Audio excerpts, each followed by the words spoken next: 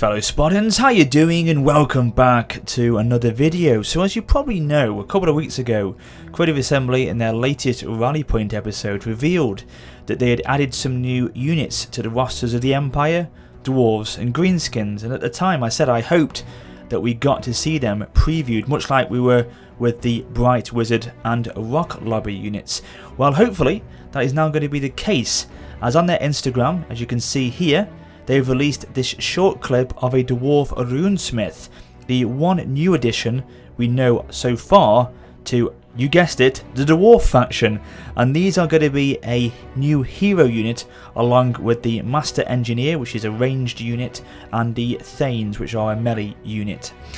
So I did a little research to find out a bit more about the Runesmiths, so let me share this with you in case you don't know about these guys either. Dwarf Runesmiths work spells with their hammercraft, binding the winds of magic into mighty runes of power. They are a suspicious lot and jealously protect the secrets kept in their anvils and hammers, guarding the knowledge that allows them to make magic items, which are weapons, armour, rings and talismans of greater potency than items wrought by any other mortal race upon the world.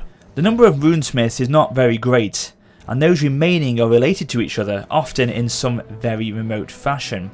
Each carries on his direct family's traditions, learning the craftsmanship of blending magic and metal together by use of mighty runes of power. The greatest of their kind are known as Rune Lords, and these Elder Masters do a superlative work and are accorded the sort of reverence normally reserved for the ancestor gods.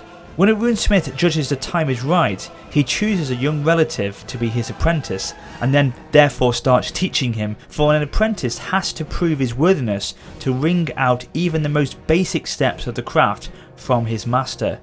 Many powerful runes have been lost over time simply because a runesmith could find no one he considered worthy enough to gain his innermost knowledge.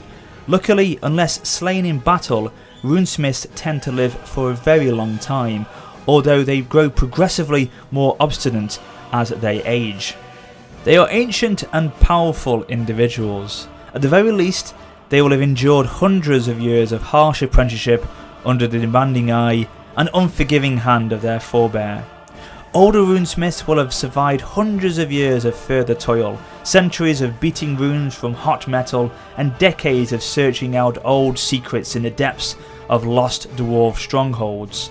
As a result, it is hard to imagine a tougher or cantankerous dwarf. In battle, runesmiths aid their side by dampening enemy magic, earthing spells harmlessly before they can wreak havoc amongst the dwarves. They do this in the same manner as they capture the winds of magic to forge magic items, and they often bring along rune-covered talismans to aid in this endeavour. Many runesmiths bear weapons and armour of their own crafting, and they are eager to show their comrades exactly how effective they can be, whether by some gift of Grungai or perhaps as a side effect of centuries of beating magical runes into white hot metal. When a runesmith feels the rage of battle, his weapons and those of friendly forces around him begin to glow and radiate heat as if remembering the forge fires from which they were created. This aura of power has proven effective in helping blades penetrate the armour or toughened hides of any foe. In times of great need, the most powerful rune lords will bring an anvil of doom to battle. The anvils of doom are the most ancient heirlooms of the entire dwarf race. They are the very anvils upon which the rune weapons of legend were forged. The anvils are especially made to attract and hold the winds of magic, arcane powers which can be captured and subsequently unleashed by a rune lord.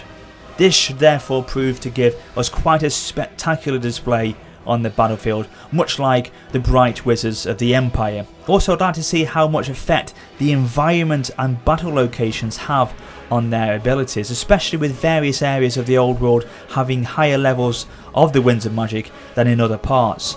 Will this play into their hands on some occasions and then be a major hindrance in other parts? We shall see. So great to see a preview of these. Really looking forward to trying these guys out when I do look to start my Dwarven campaign at launch, and hopefully we'll get to see the mortar unit for the Empire soon. We probably will, as that is the only one left to preview, as we have already seen the Bright Wizard Rocklobber, and now this. So of course, when this is revealed, I shall be back to showcase that to you as well.